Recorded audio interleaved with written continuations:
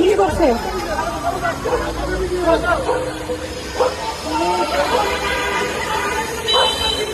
বাইকে করে আসছিলেন, পিছন থেকে আরেকটা গ্রুপ বাইকে এসে তাকে করেন, তার মাথার পিছন দিকে লাগে। এখন মাথা সবাই তো মাতবাড়ি করলে হবে না।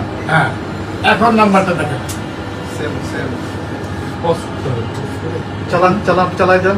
ইনকিলাব মঞ্চের মুখপাত্র শরীফ ওসমান হাদি ইতিমধ্যে যেন কোমায় চলে গেছেন, বাঁচবে না মারা যাবে এ নিয়ে সংশয় প্রকাশ করেছেন ডক্টররা। সিটি স্ক্যানের রিপোর্টেই বা অবশেষে কি ধরা পড়েছে, কি বলছে ডক্টররা, এবং কি হাদির সাথে ঘটনা নিয়ে বর্ণনা দিয়ে প্রত্যক্ষদর্শীরা কি বলছে, এ বিষয়ে জানতে সম্পূর্ণ ভিডিওটি দেখে আমাদের সঙ্গে থাকুন। ওসমান হাদি, আবারও বলি, আমি যেটা বলি ইনশাআল্লাহ আমি এটা করার জন্য বলি। ঢাকা ৮ আসনের সম্ভাব্য স্বতন্ত্র প্রার্থী ও ইনকিলাব মঞ্চের মুখপাত্র শরীফ ওসমান হাদি গুলিবিদ্ধ হয়েছেন ইতিমধ্যেই।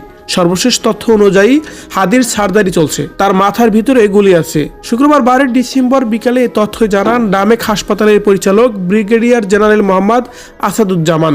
এর আগে দুপুরে নির্বাচনী প্রচারণা চালানোর সময় রাজধানীর বিজয়নগরের বক্স কালভার্ট এলাকায় একাদশ জাতীয় সংসদ নির্বাচনে ঢাকা ৮ আসনের প্রার্থী ও ইনকিলাব মঞ্চের মুখপাত্র শরীফ ওসমান হাদিকে গুলি করা হয়। প্রত্যক্ষদর্শীরা জানান, 8টার দিকে একটি মোটর সাইকেলে দুর্বৃত্তরা আসেন।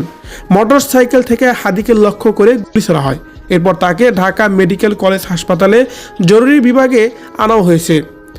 ডামেক হাসপাতালের জরুরি বিভাগের আবাসিক চিকিৎসক ডক্টর মোস্তাক আহমেদ বলেন, ওসমান হাদির অবস্থা গুরুতর, তিনি কোমায় আছেন ইতিমধ্যেই, বাঁচবে না মারা যাবে এ নিয়ে সংশয় প্রকাশ করেছেন ডক্টররাও।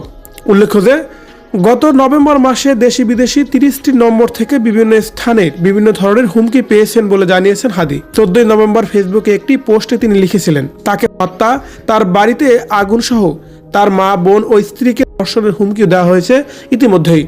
ওসমান হাদি সে সময় আরও লিখেছিলেন, গত 3 ঘন্টায় আমার নম্বরে আওয়ামী লীগের খুনিরা অত্যন্ত 30টা বিদেশি নম্বর থেকে কল ও টেক্সট করেছে, যার সামারি হলো আমাকে সর্বক্ষণ নজরদারিতে রাখছে। তারা আমার বাড়িতে আগুন দেবে, আমার মা, বোন ও স্ত্রীকে ধর্ষণ করবে এবং আমাকে হত্যা করবে। আর সেই ঘটনাই যেন ঘটলো হাদির সাথে।